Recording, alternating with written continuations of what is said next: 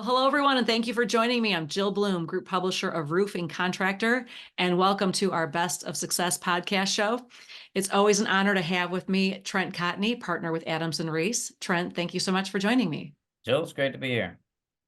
Well, Trent is the leading legal voice for the roofing industry, even in the wall and ceiling industry. It's always great to talk to you, especially this is a real important topic we were talking about in regards to corporate transparency. You and I have talked about that already in the past, and it's an ongoing, very important issue. But what's the update, and what do all contractors need to know about? Sure. We've talked about this issue before. Kudos to, Walls and Ceilings and Roofing Contractor for getting this information out to, the contractors and trades that are out there. The Corporate Transparency Act caught a lot of people off guard.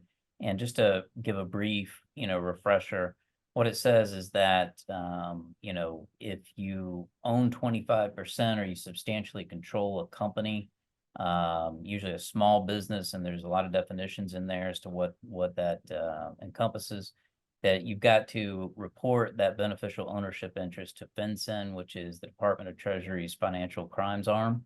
And that reporting, at least for existing companies, is going to be due by the end of the year. There's some different deadlines depending on what year it was formed.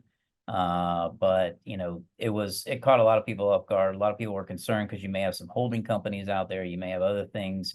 There is a general threshold. If you make more than 5 million, you got 20 employees, you're here in the US, but there was a lot of concern. So from a lobbyist standpoint, NRCA and a lot of the other, trade associations out there, ABC and other organizations, were actively working with the Senate to, create delays. Some of those delays were implemented.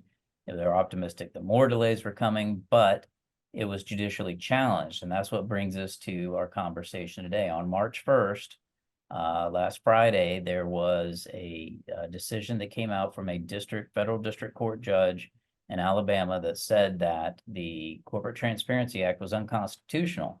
And the reason it said that, Jill, was because Congress was trying to control what is basically a state function, which is the creation and governance of corporations.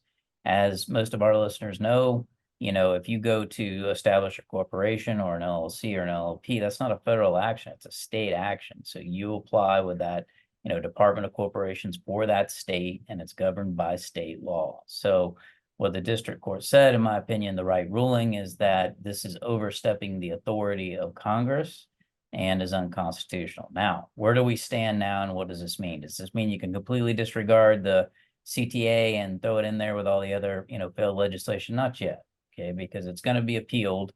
I anticipate that you will see an appeal from the federal government.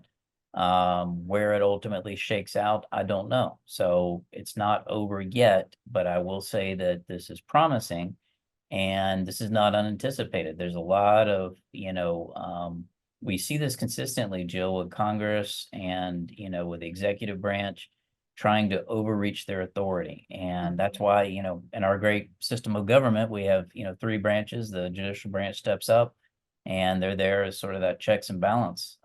So we saw it here at the district court. We'll see what happens on appeal, but continue to pay attention because it is a big issue and it is time consuming, and there's a lot of ramifications behind it. So yeah, there sure are. And Trent, I was thinking about this as you were just talking, like what is the benefit to the federal government to have this Corporate Transparency Act? And we've mentioned this before, but I think it's worth saying again, like where did this come from? The CTA was originally created in 2021, and the design behind it was they wanted to be able to find, companies and individuals that were using companies for money laundering and embezzlement for financial crimes. They wanted to figure out, who is really behind the control of these companies.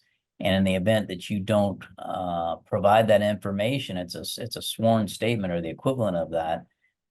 You could be liable for criminal penalties under the CTA. So the design there, that was the stated design. To me, it's a little bit overreaching, to begin with, just because you're entitled to some element of privacy. I mean, I understand the justification, but there's a lot of other ways to go about finding that information. So, yeah, great insight. Thank you so much, Trent.